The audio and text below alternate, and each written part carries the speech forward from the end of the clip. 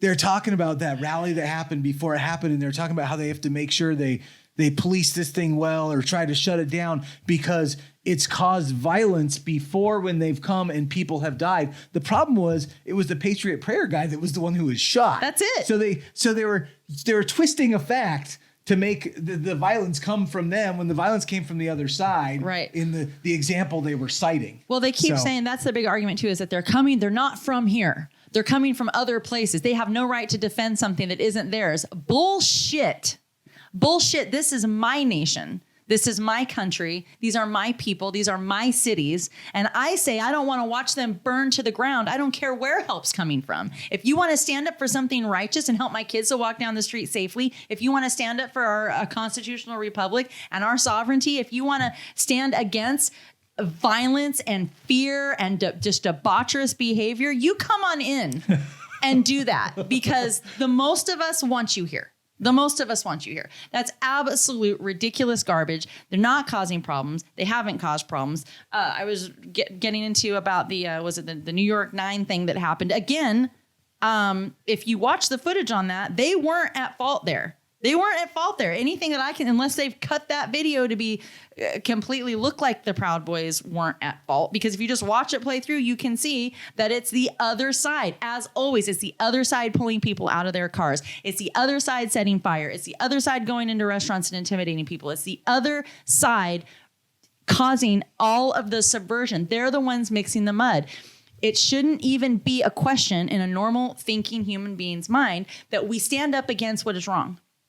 It's not about politics. We stand up against what is wrong. We don't watch people be murdered. We don't watch cities burn down. We don't watch them tear apart our monuments, our schools, our values. We don't watch them tear apart the family and act like, oh, well, that wasn't my neighborhood, so therefore all of you can fuck off and deal with that in your neighborhood. No, because it's coming to all of our neighborhoods. And we're going to need, in fact, not only do we need them, we need all of us to stand up in our own unique way and be against this. We all need to be gathering to be against what's going on.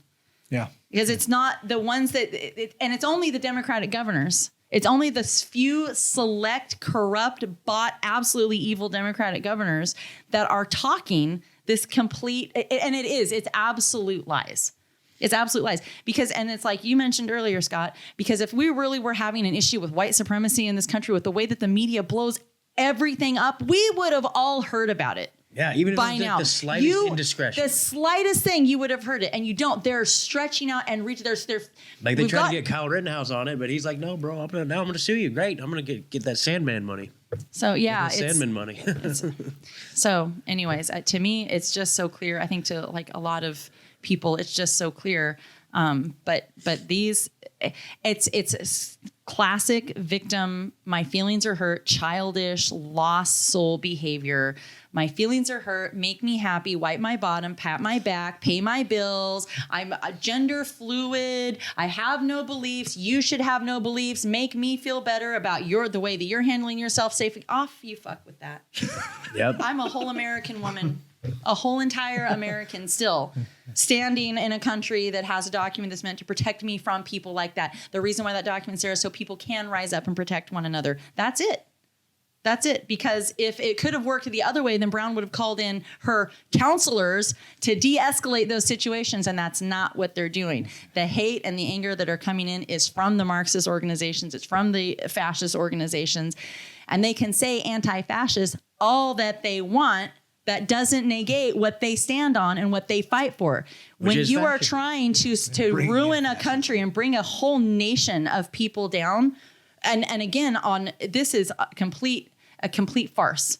The things that they stand on is absolute farce. I have still not had one thing come across in 6 months, anything that I've read that would at all give any credence, any articulate credence to the fact that we're having this huge race war. And in fact, now they're tearing apart people who adopt interracial kids. Oh, yeah. Now, 20 years ago, that was the way that they indoctrinated us then. Like, okay, well, we're all one, right? We're a fluid, nation. And so I love your kids. You love my kids. We love all the colors. We love all the nationalities. That was the whole point. The agenda to undo racism was done. It's done. That's it. That's how you have mommies and daddies adopting kids, not only from our country, but from other countries that are of a different ethnic background, of a different religious background, of a different skin color, because they don't give a fuck. They don't. I've been saying that all along. Americans don't care. We don't care. It's not an issue. They are constantly trying to pit a problem that isn't there so that they can have the divide, because without the divide, they can't make the nation fall. That's it. This is George Soros. Look what he's done in other nations. Yep. He funds them. Yeah. And we'll get into that on another episode. But this is about bringing our government and our country down. It's about taking the American people away from their freedoms and aligning us on the same low plane as all the rest of the world. I don't think so. Who would stand by for that?